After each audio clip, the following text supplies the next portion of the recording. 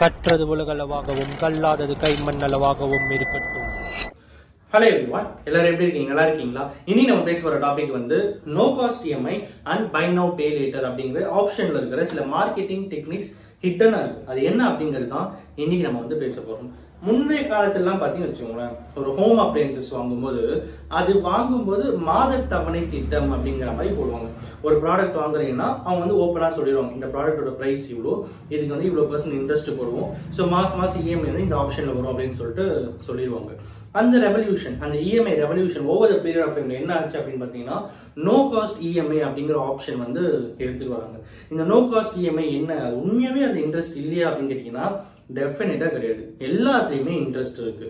அந்த நேம் இருக்கு பாத்தீங்கன்னா, அந்த இன்ட்ரெஸ்ட் அப்படிங்கிற நேம், அந்த இன்ட்ரெஸ்ட் அப்படிங்கிற நேம்க்கு தான் வேல்யூ வந்து ஒரு நெகட்டிவ் வேல்யூவா இருக்கும். ஏன் அப்படின்னு கேட்டீங்கன்னா இன்ட்ரெஸ்டா வட்டியா எப்படி கொடுக்கறது அப்படின்னு யோசிப்பாங்க. பட் இதுவே அந்த லோனை ப்ராசஸ் பண்றதுக்கு ப்ராசஸிங் ஃபீ ஆகும் சார் அப்படின்னு சொன்னா பரவாயில்ல, இப்போ ப்ராசஸிங் ஃபீ தானே கொடுத்துட்டா போச்சு அப்படின்னு சொல்லிட்டு அப்படி டக்குன்னு மாறிடுவாங்க. ஸோ அந்த இன்டென்ஷன், அந்த ஒரு வேல்யூ எல்லாமே பார்த்தீங்கன்னா அந்த ஜஸ்ட் அந்த வேர்ட்ஸுக்கு இருக்கிறத எல்லாருமே வந்து கரெக்டா அனலைஸ் பண்றாங்க. ஸோ அதுக்கப்புறம் என்ன ஆகுது அப்படின்னு பார்த்தீங்கன்னா அவங்க எடுத்துட்டு வந்து ஒரு புதிய டெக்னிக் தான் நோ காஸ்ட் இஎம்ஐ அப்படிங்கிற ஒரு ஆப்ஷன். ஸோ இந்த நோ காஸ்ட் இஎம்ஐல பார்த்தீங்கன்னா ஹிட்டனா சார்ஜஸ் அப்படிங்கிறது டெஃபினட்டா இருக்கும்.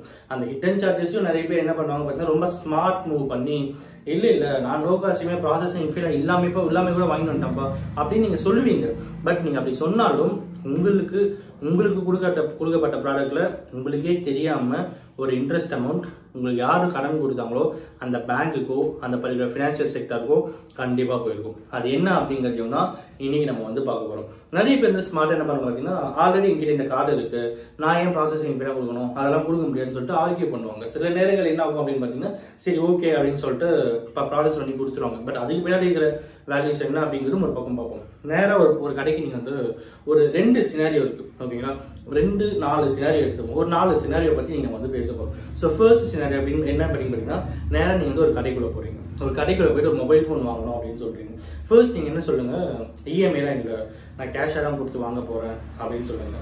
ஸோ அப்படி சொல்லும் போது என்ன ஆகும் அப்படின்னு பாத்தீங்கன்னா அந்த ஃபர்ஸ்ட் சினாரியோல ஓகே அப்படின்னு சொல்லிட்டு ஒரு ப்ராடக்டோட பிரைஸ் வந்து 20,000 வச்சுக்கோங்க. அந்த 20,000 பிரைஸ் வந்து உங்களுக்கு ஆஃபர் டிஸ்கவுண்ட்லாம் போக ஒரு 17,000 நீங்க ப்ராடக்ட் பண்ணி தரலாம் சார் அப்படின்னு சொல்லுவாங்க.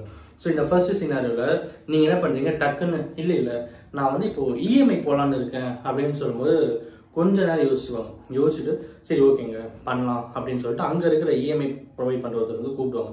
சிபில் ஸ்கோர் எல்லாமே கரெக்டாக செக் பண்ணி எல்லாம் பார்த்துட்டு என்ன பண்ணுவாங்க, கடைசியா வந்து என்ன பண்ணுவாங்கன்னா ப்ராசஸிங் ஃபீன்னு சொல்லிட்டு ஒரு அமௌண்ட் நீங்க பே பண்ணணும் சார், பே பண்ணிட்டு இந்த ப்ராடக்ட் நீங்க வாங்கிக்கலாம், நோ காஸ்ட் இஎம்ஐ தான் சார் அப்படின்னு சொல்லுவாங்க. பட் அந்த 17,000 ப்ராடக்ட்டுக்கு நீங்க எவ்வளவு ப்ராசஸிங் ஃபீ பே பண்ணுவீங்க, 800 பே பண்ணுவீங்க. அந்த 800 இருந்து 1000 வந்து எத்தனை மாசத்துக்கு, ஜஸ்ட் 6 மாசத்துக்கு, 3 மாசத்துக்கு 800 இருந்து 1000 நீங்க வந்து ப்ராசஸிங் ஃபீ பே பண்ணுவீங்க. ஸோ அதுதான் உங்ககிட்ட மறைமுகமா வாங்குற ஒரு இன்ட்ரெஸ்ட் அமௌண்ட், ஓகேங்களா? இல்ல நான் வந்து ப்ராசஸிங் ஃபீலாம் போய் கேட்கலப்பா, நான் வந்து ஜென்யூனா இந்த ப்ராடக்ட் இந்த பிரைஸுக்கு தான் வாங்கினேன், நான் ப்ராசஸிங் ஃபீலாம் கொடுக்கல, நோ காஸ்ட் இஎம்ஐ தான் வாங்கினேன் அப்படின்னு சொல்லிங்கன்னா உங்களுக்கான சினாரியோ தான் இந்த செகண்ட் சினாரியோ. இதுல என்ன வரும் அப்படின்னு பாத்தீங்கன்னா ப்ராசஸிங் ஃபீ கொடுக்க மாட்டீங்க, ரொம்ப ஃபேரா பேசிட்டீங்க, ப்ராசஸிங் ஃபீலாம் இல்லை அப்படின்னு சொல்லி நீங்க பார்கெயின் பண்ணிட்டீங்கன்னே வச்சுப்போம். உங்களுக்கு கொடுக்கப்பட்ட இந்த ப்ராடக்டோட பிரைஸ் வந்து ஒரு 17,000 அப்படின்னு வச்சுப்போம். இந்த 17,000ல ஆக்சுவலி ப்ராஃபிட் அப்படின்னு சொல்லிட்டு இருக்குமா, அந்த ப்ராஃபிட்ல டிவைட் பண்ணிக்கிட்டு ஒரு 16,5 மட்டும் ஸ்டோருக்கு போகும்.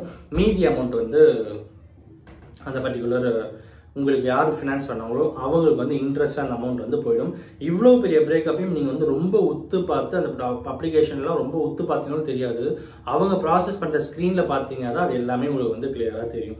ஸோ இதுதான் உங்ககிட்ட வாங்குற ஹிடன் சார்ஜஸ் அப்படின்னு சொல்லலாம்.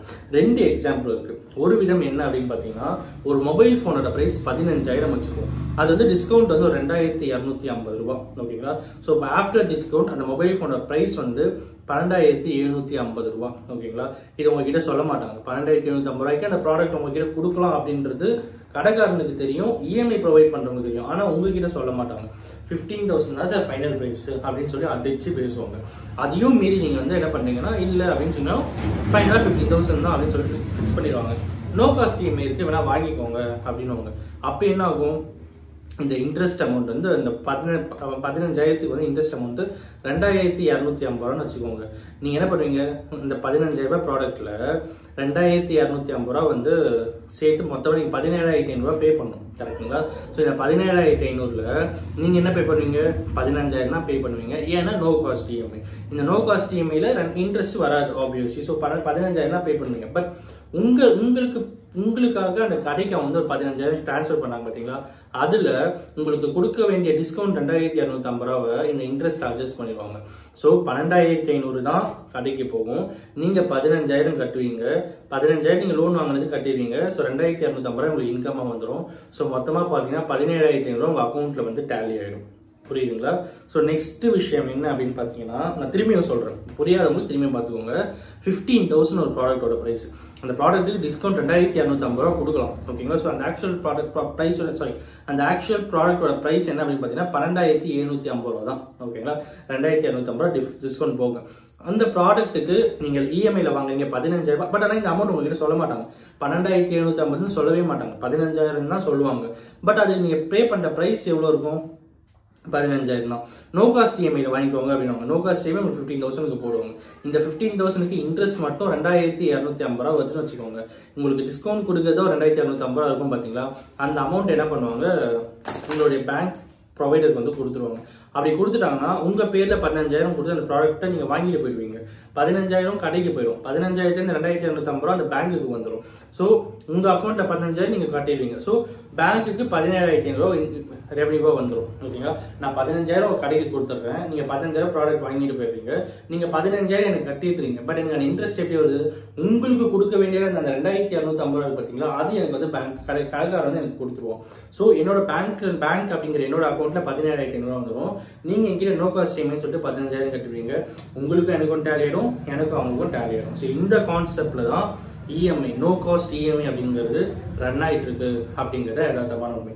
இன்னொரு வழி என்ன அப்படின்னு பாத்தீங்கன்னா, ப்ராடக்டோட பிரைஸ் 15,000 ரூபாய். இந்த 15,000த்துல இன்ட்ரெஸ்ட் வந்து 2,250 ரூபாய். ஓகேங்களா? உங்களுக்கு வந்து சொல்ல மாட்டாங்க 2,250 ரூபாய் இன்ட்ரெஸ்ட் வருதுன்னா, ஸோ டோட்டலா ஆஃபர் பிரைஸ் என்னன்னு சொல்லுவாங்க, 17,250 ரூபா. ஒரு ப்ராடக்ட் உங்களுக்கு 15,000க்கே கொடுக்கலாம். டிஸ்கவுண்ட்லாம் இல்ல, நார்மலா 15,000க்கு அந்த ப்ராடக்ட் கொடுக்கலாம். ஆனா அவங்க என்ன சொல்லுவாங்க, எம்ஆர்பி வந்து அதிகமா இருக்கும். ஆனா இவங்க கொடுக்குற பிரைஸ் 15,000 இருக்கும். பட் ஆனா உங்ககிட்ட சொல்ற விஷயம் என்னவா இருக்கும் அப்படின்னு பாத்தீங்கன்னா, 15,000 ப்ராடக்ட் அப்படின்னு சொல்ல மாட்டாங்க, 17,250 ரூபான்னு சொல்லுவாங்க. நீங்க அந்த ப்ராடக்ட்டை கேஷா கொடுத்து வாங்கினா 15,000 உங்களால வாங்க முடியும். இஎம்ஐல வாங்கினா 17,250 தான் சார் அப்படின்னு. இந்த 17,250ல 2,250 ரூபா இன்ட்ரெஸ்டா வந்துடும். நான் உங்ககிட்ட முன்னாடியே சொன்ன மாதிரி தான். ஸோ 15,000 ரூபாய் ப்ராடக்ட் நீங்க என்ன பண்ணுவீங்க, 17,250 ரூபான்னு கொடுத்து வாங்குவீங்க. டைரக்டா அந்த 17,250 ரூபாய் நீங்க வந்து பேங்க்கு கட்டிடுவீங்க. ஆனா நான் என்ன பண்ணுவேன், கடைக்காரருக்கு வெறும் 15,000 தான் அனுப்புவேன். ஓகேங்களா? ரெண்டு ஆப்ஷன். ஒன்னு 15,000 ரூபாய் ப்ராடக்ட்டுக்கு 12,750 மட்டும் அனுப்புவேன். 15,000 நான் ஃபுல்லா அனுப்பிச்சுன்னா 2,250 ரூபாய் கடைக்காரங்க அனுப்பிச்சிருவோம். ரெண்டாவது ஆப்ஷன் என்ன அப்படின்னு பாத்தீங்கன்னா, 15,000 ரூபாய் ப்ராடக்ட்டுக்கு 17,250 ரூபாய் நான் உங்ககிட்ட பில் பண்ணிடுவேன். 17,250 ரூபாய் லோன் கொடுத்த மாதிரி காமிப்பேன். ஆனா நான் கடைக்கு கொடுக்குற பிரைஸ் வந்து 15,000 தான் இருக்கும். 2,250 ரூபாய் நான் எடுத்துப்பேன். இந்த ரெண்டு ஆப்ஷன்ல தான் நோ காஸ்ட் இஎம்ஐ வந்து கிளியரா ஒர்க் ஆயிட்டு இருக்கு அப்படின்ட்டு ஒரு ஃபேமஸ் பேங்கோடைய சிஇஓ ஒருத்தர் வந்து இன்டர்வியூல சொல்லியிருக்காரு.